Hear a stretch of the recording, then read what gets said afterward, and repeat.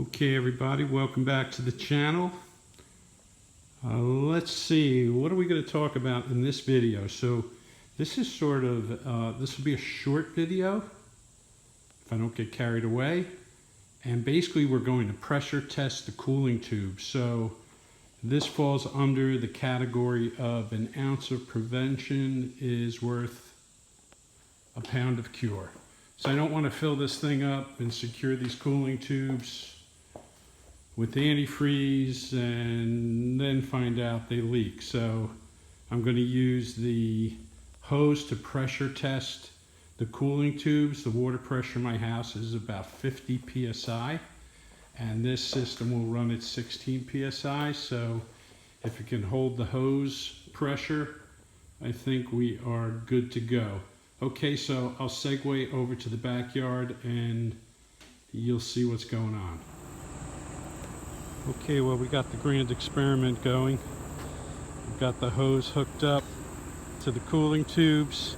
Everywhere where you see one of these pieces of tape, the little black line, that's where I have a leak.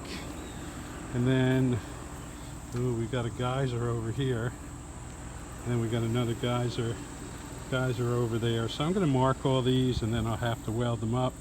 Sure enough, you know, the area where the professional welder welded, there was not a single leak. But I would say not every one of my tubes leaked, but I would say about half, but only in like a small spot where I probably just didn't weld over the seam.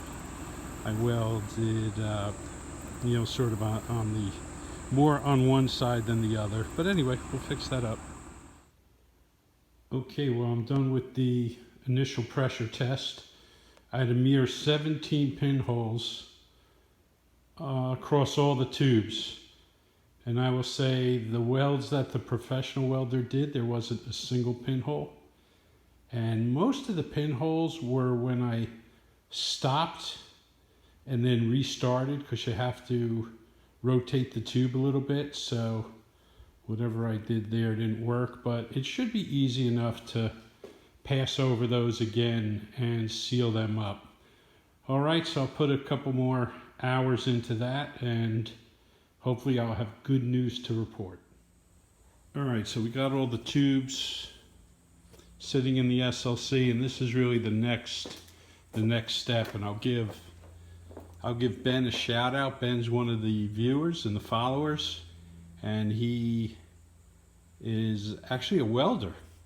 So he said, he goes, what you do with these are you have to grind out the pinholes, and that way you're not just capping over them. So like here are a couple of them, and you can literally see the pinhole. Most of them is where I didn't do a good job overlapping.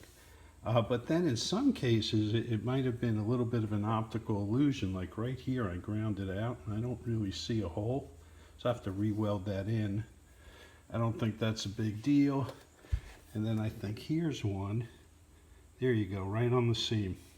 So it's nice to see them. So I'll probably go through all these tubes. I'll grind them out. I'll probably hook them back up to the pressure tester and just see if indeed, you know, where I found the pinholes, that's where they are, and there are no more. And hopefully, you know, one pass and I get them all done. All right, so anyway, I got a little bit of work off camera, and in the next segue, hopefully I'll just report back that, you know, we have no leaks and we'll call it a wrap. Okay, well, I'm done fixing those pinholes. This is actually the area where I redid it. I wound up grinding a little more out over here and over here, and I was able to get sort of a halfway professional looking weld in that area. Then I pressure tested the cooling tube and it's good to go. I've got 2 more cooling tubes left. I'll weld them up and then we'll call it a wrap. Okay, well, we have all the cooling tubes leak free. And I had the 2 side tubes left that I mentioned in the prior segment.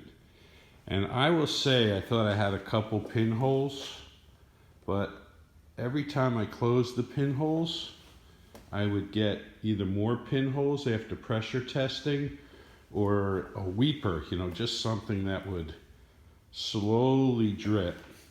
So I got a little nervous. I'm like, you know what? I don't know what I'm doing with regard to welding. You just got to be honest with yourself. So I took the side tubes to my professional welder, and he passed over them. He ground them down a little bit and redid them, and sure enough, not a single leak, not a weeper. So what I'm going to do is I'm going to bring all these tubes to him, and he's going to do a pass on them just to make sure. So the moral of the story is welding is really hard. I am not going to weld anything critical on the car for the rest of the build. I'm happy just to tack things up and then hand them off to the professional welder. All right, so I think at this point we'll call it a wrap. I mean, way too many hours invested in these cooling tubes.